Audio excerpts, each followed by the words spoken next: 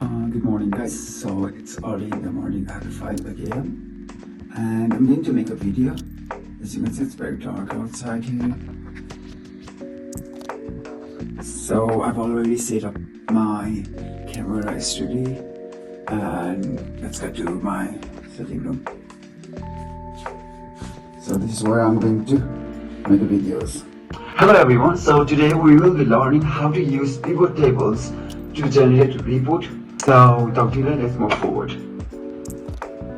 So as you can see, I have already got the table. For those of you who doesn't know how to make these tables, you can just refer to this link and let's get started.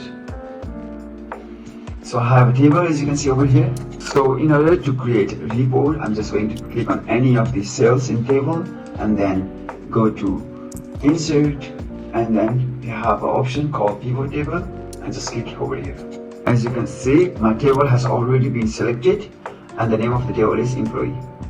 So I'll just click on OK. Before clicking OK, just remember, choose where you want the pivot table report to be placed. I want it to be on the new worksheet, right?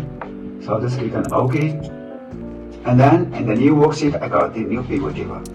Here is my table and here is my pivot table. So here on the right hand side you can see we have all the heading of the table, and on the downside you can see rows and values. So in order to generate the number of employee or the number of cells as per the department, I'm just going to click on the department and then keep it on the rows. With this I got the number of department in our organization. So now for the cells, I will just click here and then keep it on the values. So I got the department as well as cells. So for the SR department we have 123,000, and for IT department we have 806,100. So these are the total number of cells as per the department. If I would like to calculate the total number of employee as per the department, I'll just click on employee name and then click on values.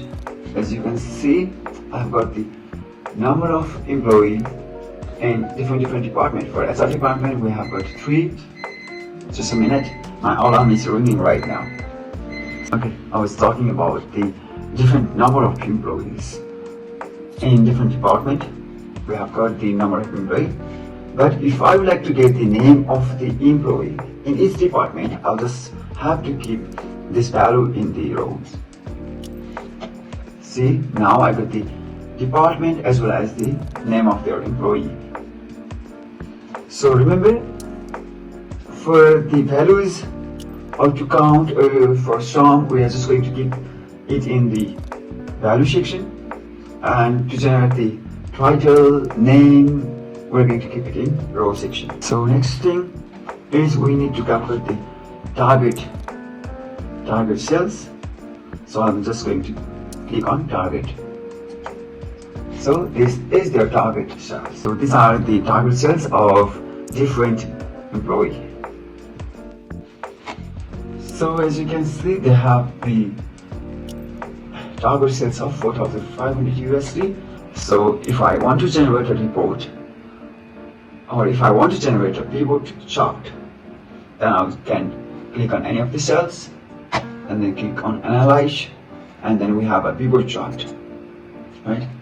For this one I'm going to represent with this paragraph, so I'll just click on paragraph, or the first one is good, and then click on OK.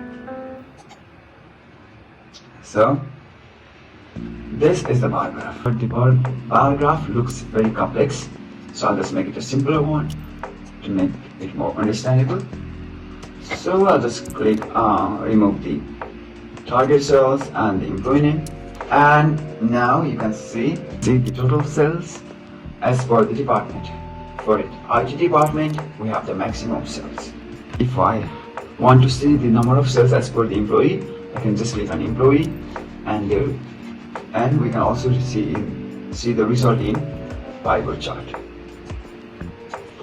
Now what we can do with the pivot table is we can also generate a chart, and for that we can go to analyze and then go to insert slideshow, and I'm going to get the slideshow for department. So I'll just click on department and then click on OK.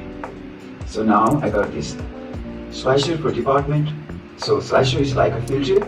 For example, if I would like to get these cells as for only the IT department, I'll just click on IT department and then see there are 2 employees, right? Corinne and Michael, they have got the. Or if I want to get the data for HR and IT department, I'll just click on both of them. And then these are the cells done by the people of HR and IT department. So for clearing the filter, I'll just click on clear filter.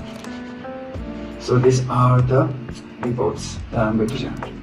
So hope you understand this video, and for more videos like this one, don't forget to like, comment and subscribe. Hope to see you in the next video. Till then, enjoy learning Excel. Bye bye.